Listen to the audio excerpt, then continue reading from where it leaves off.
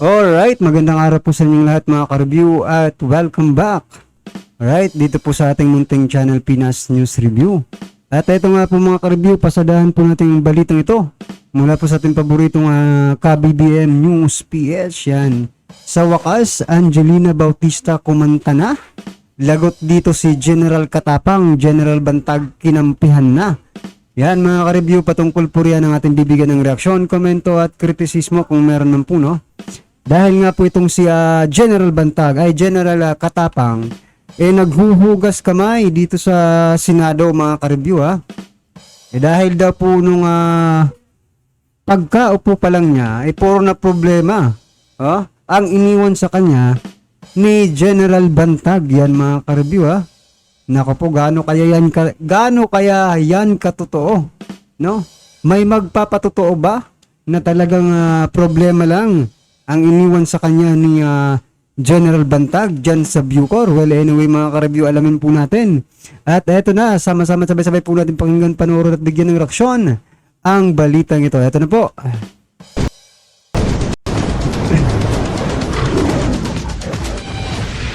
Mga ka-BBM, hindi na nakapagpigil itong si Senator Tolentino dito kay Bucor Chief General Katapang Jr. Sabi kasi ni Katapang, malala na talaga ang problema sa Bucor bago pa man siya maupo sa pwesto, kung saan ay siya daw ang sumalo sa mga problema ng nakaraang administrasyon ni Pangulong Duterte at ng dating Bucor Chief na si General Gerald Bantag.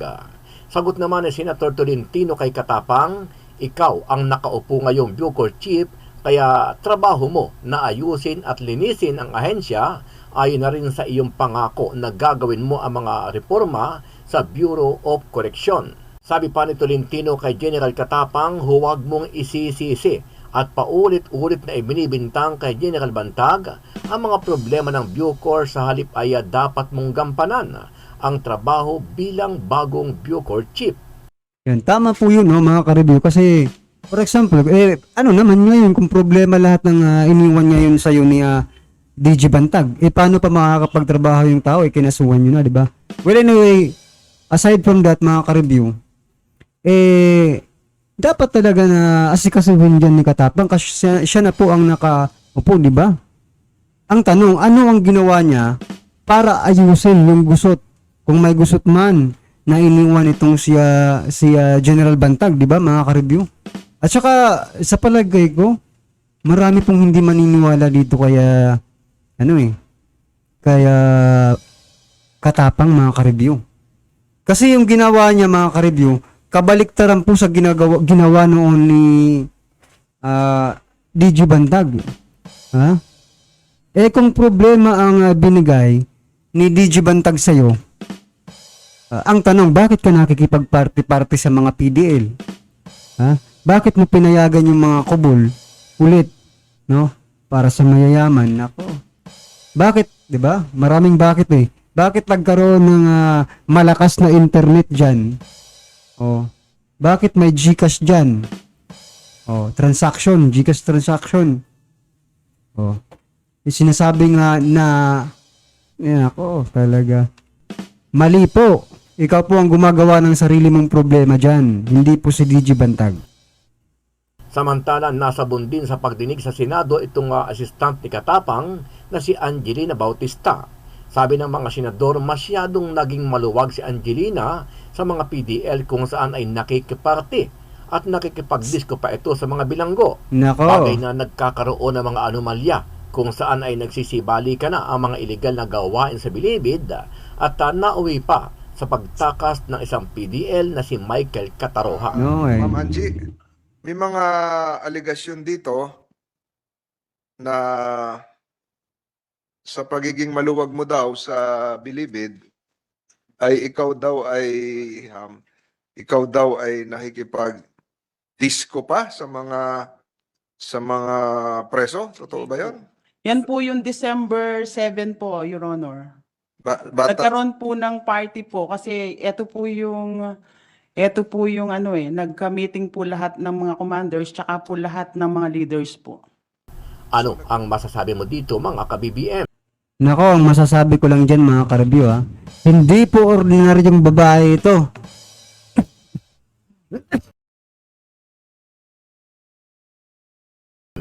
Sama-sama nating panuorin ang buong video at pakicomment nyo po ang inyong mga reaksyon at sariling opinyon. Pero bago yan, muli po ako nag-iimbita. Sa mga hindi pa po nakasubscribe sa ating channel na ka-BBM News PH, pakipindot po ang subscribe button at pakiclick na rin ang notification bell para lagi kayong updated sa mga bagong upload natin na legit at napapanahong balita. Maraming pong salamat. So pagpasok po ng mga nakaupong mga Bucor, doon naman po ako nagka-problema. No?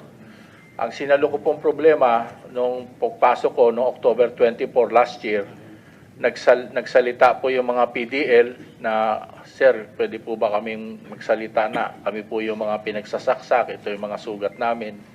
Tapos yung mga Ulitin ko lang mga ka-review ha, yung kay Angelina. Hindi po siya ordinaryong babae, no? Kasi biruin mo ha, mga PDL po yung kanyang pinagdidiskuhan. Nako. Di ba? Sino ba ang kababaeng tao po, di ba mga ka-review? Pasensya na po kayo eh. Naubo ako. Kababae pong tao ni Angelina, pero parang lalaki po kung umasta. Nako po. Bucor employees din na correctional officers na pinagugulpe ng previous administration, lumabas rin sila, nag-file din po sila ng kaso. Ako naman, na-discover ko na nag-iwan ng pera ng 1 billion, pero hindi naman po pala natapos yung project. Pero What we're saying here is that there were lapses during your predecessor's time that led to your present predicament. Eh, di ba, trabaho mo na iayos, ipagpatuloy kung may tamang ginawa. Niyari siya din, Senator Tolentino. Di ba trabaho mo na ngayon yan? Bakit sinisisi mo pa yung nakaraan? May problema eh. May problema ka natagpuan. Yan yung sinasabi mo. Oh, bakit mo sinisisi pa yung hindi mo pa trabahuhin ngayon? Alam mo, Brad, katapang, ha? Para sa kaalaman mo, ang kausap mo dyan si Senator Tolentino, isang matalinong abogado na hindi mo pwedeng paikot-ikutin. Una-una, maraming alam yan pagdating sa gobyerno. Isa ho yan sa pinakamagaling. Tandaan mo yan. Huwag mong kakalimutan. Every time nung panahon ni PRRD, nagkakaproblema si PRRD sa mga lugar-lugar na kailangan ayusin, lagi niyang pinagbibilinan si Senator Tolentino. Alam mo, isa yan sa pagdating sa administrative, magaling si Senator Tolentino. Parang katulad ho yan ni Senator Bongo. Kaya, tapos abogado pa. Kaya hindi nyo pwedeng paikot-ikutin yan. Parang sinasabi niya, may problema, di ba? Problema, dinatnan mo. Nung nakaraang administrasyon, sinasabi mo, problema yan. O bakit di mo solusyonan ngayon? Sino pa inaantay mo? Kaya hindi dapat ibintang lahat doon sa nakaraang administrasyon ng Bucor. Kasi nga po mga ka-review, talaga nga naghuhugas kamay po itong si General Katapang, no? Ayaw lang niya siguro mapahiya dahil siya po ay natakasan ng isang PDL, no? At saka nagkabistuhan doon sa loob ng Bucor. Napakarami pa lang nangyayari doon na hindi ka aya-aya, no? At parang hindi isang ayon sa batas. Ha? Yung mga nangyayari doon. Kaya eto, hugas kamay na naman siya at sinisisi na naman po si DG Bantag. Alam niyo po mga ka-review, hindi ko po alam kung hanggang kailan ni General Katapang sisisihin si DG Bantag sa mga nangyayari dyan sa Bucor, sa pamumuno niya, no? Hindi natin masabi kung hanggang sa katapusan ng kanyang pagsisilbi dyan sa Bucor, ang last word niya po ay dahil kay DG Bantag, no? Nako po. Bucor, kung ano yung pagkakamali ngayon, yung ba ang gusto natin palabasin ngayon? Ang sinasabi ko po, Mr. Chair, hindi naman nagbibintang ako. Yun lang po ang minaanak ko mga problema. Sa 50 years na nandyan ang Bucor, hindi nagpagawa ni. So may palusot ka na. Yun ba ibig mo sabihin? May palusot ka na. Isang kulungan bago. Pero may sinasabi kang naiwan na 1 bilyon na Sino ngayon ang mag-determine, mag-desisyon kung saan gagamitin? Ipagpapatuloy mo ba? Medyo malaki lang kayo 1 bilyon. Nag-retrieve po rin ako ng Bureau of Inquiry at kaya nakapag-file po kami ng plunder case sa kay Bantag. Pero ngayon po, kausap namin yung mga nagpagawa niyan, mga kontratista. Sabi nila, sir, tatapusin po namin yan kahit lugi kami. Pero Ano ba yung gagawin nga? At least siguro you will be aided by COA reports, Opo. audit reports. Hindi naman yung basta-basta. Ito, mali ang ginawa mo. Kailangan to may basihan. So, ano ba yon? Ito ba yung hinukay doon na malalim? Ano yung ba yung tatlo sinasabi pong mo? buildings po na pinagawa sa Palawan, sa Davao at sa Leyte. Nag-allocate po ng 300 million. Hindi po natapos. Pero nakubra na po yung almost 1 billion. Pati sa CIW at So ayan po, mahaba po yan, hindi na natin papakinggan. Anyway, dyan po talagang barado ho siya kay Senator Tolentino dahil puro palusot. Ito hong si Katapang. Puro ho siya dahilan, puro kung ano-ano sinasabi niya para pagtakpan ang kapalpakan niya at ibintang sa nakaraan. Lagi niya sinasabi yan. Kasi matagal na, dekada ng problema yan, na natagpuan ko. Mr. Katapang, hindi yan ang question sa'yo eh. Lahat kayong nakaupo ngayon, meron natagpuan problema. Kung panay ang daldal mo, na kesa asikasuhin mo at ayusin mo yung natagpuan mong problema. Di umano, natagpuan mo ha, di pa nga kami kumbinsido dun eh. Ito nga mga ka-review eh. Diba? Mukhang nagmana po ito si Katapang kay sa kanyang amo na si Pinoy, di ba mga ka-review? Alam mo si Ninoy rin, di ba? Mga review talagang yung administrasyon niya. Puro po paninisi sa nakaraang administrasyon. Oh, eto na po. Nakikita na po natin yung legacy ni Ninoy mga ka-review sa pamagitan po ni Katapang. Dapat ko ni-question din dito yung nangyari sa yung sa 44 mga ka-review. Diba? Pero anyway, hindi naman yun kasama sa Bucor, diba? Pero as a credibility, pagiging credible po ni Katapang, siguro dapat din questionin natin kung ano pong nangyari doon. Oh? Kung paano nangyari, 'di ba mga ka-review?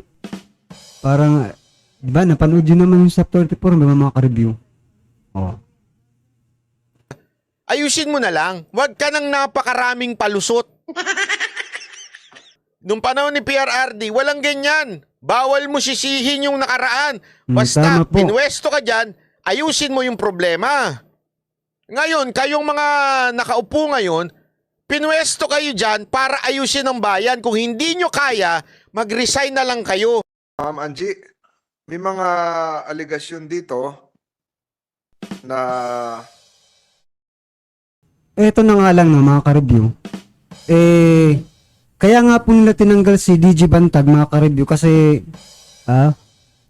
parang sa tingin nila hindi po kaya ni DG Bantag yung yung mga problema. Sa tingin lang Kaya inilagay si Katapang mga ka-review para ayusin po yung mga problema. Pero instead po na ayusin yung mga problema, anong nangyari? Oh, 'di ba? Nagkabulilyaso na po. At ngayon, sinisisi na naman po si DG Bantag. Oh, walang katapusang sisihan to eh. sa pagiging maluwag mo daw sa bilibid, ay ikaw daw ay hindi po sa akin galing ito. Ito po ay galing sa ibang tao, may mga liham. Ikaw daw ay nakikipag-disco pa sa mga preso. Totoo ba 'yon?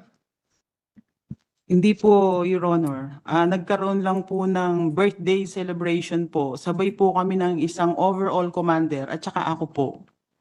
Yung overall commander, Si ano po?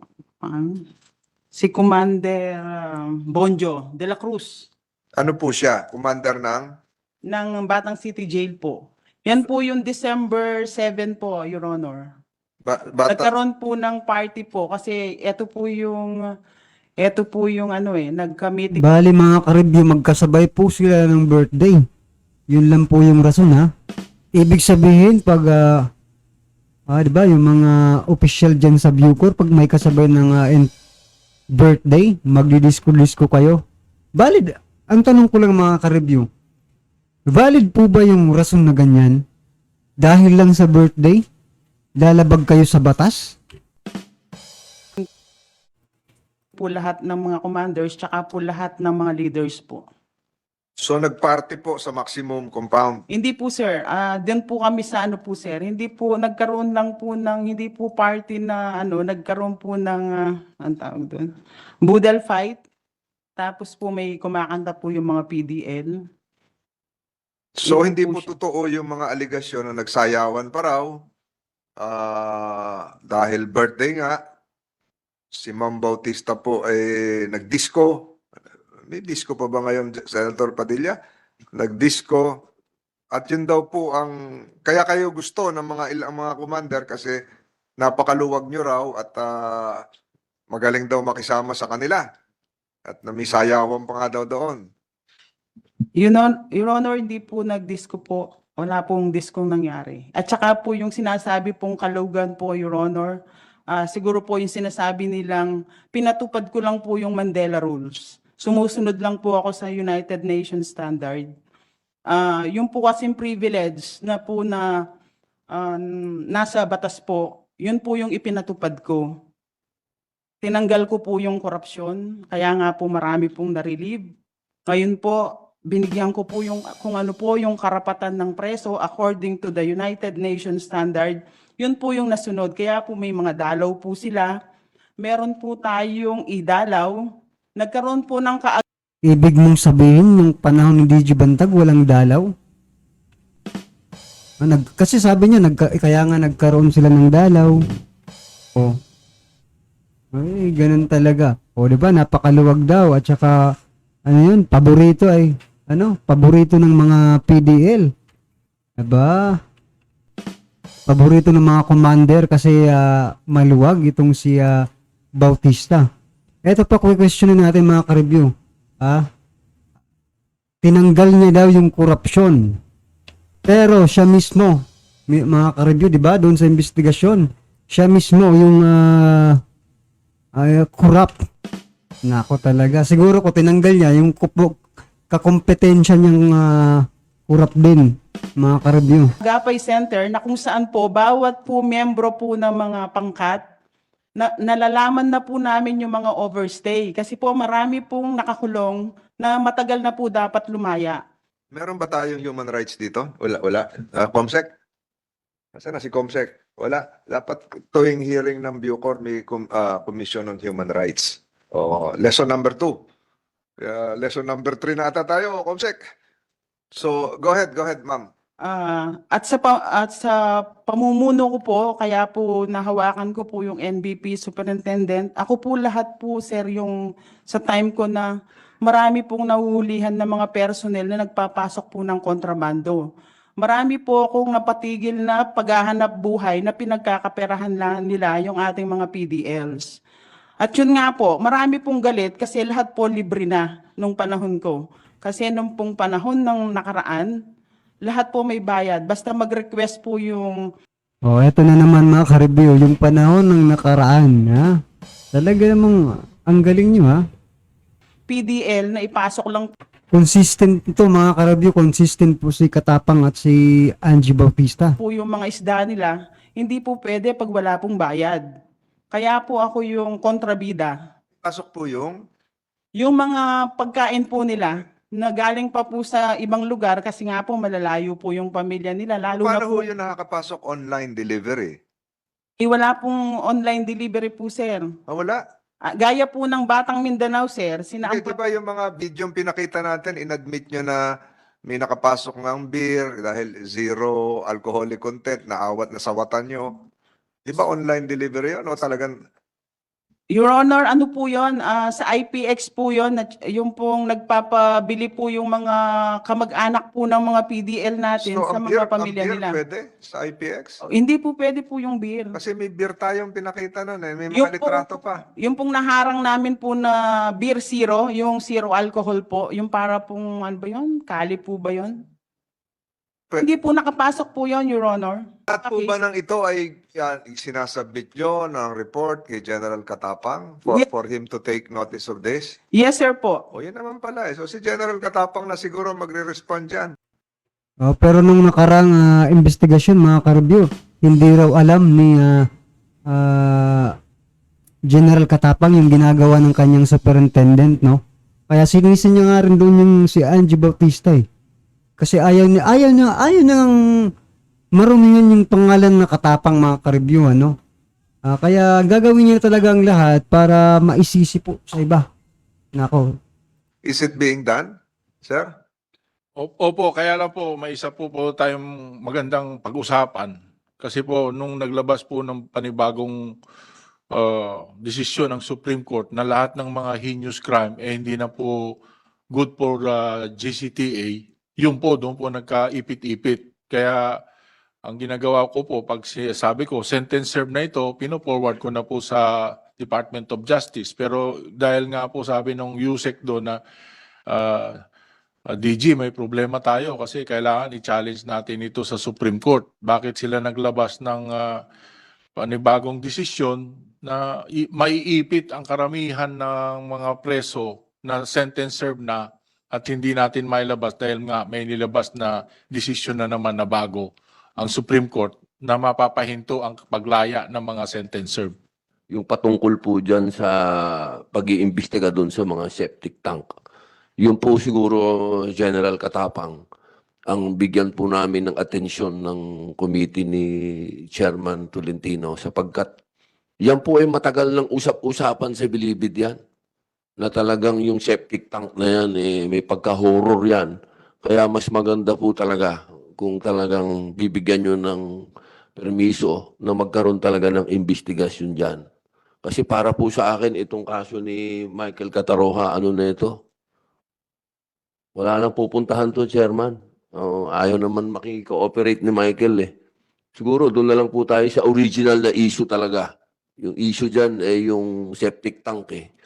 Kaya po sana, sa tulong po ng University of the Philippines, malaman natin talaga kung meron ba talagang mga... Matagal ng kwento yan sa Bilibid na doon talaga ang disposal. So, yun po, Chairman. Maraming salamat po. General So yan mga ka-review Angelina Bautista umamin na nakikidisko sa mga bilanggo. Nako po. At General Katapang, hugas kamay, patuloy pa rin ang paninisi kaya DG Bantag. Ano po ang masasabi ninyo dyan mga ka-review? Alright, i-comment lang po sa baba para at least alam po ng ating mga kabayan ang inyong reaksyon. Ang inyo pong nararamdaman sa isyong ito. No? Yan. Alright mga ka-review, kung bago ka pa lang at di pa po nakapag-subscribe sa ating munting channel, please don't forget to subscribe at i-click na rin po ang bell notification para lagi po kaming updated sa lahat ng ina-upload sa ating reaction video. Yan, palike and share na din po mga ka-review. Maraming salamat po.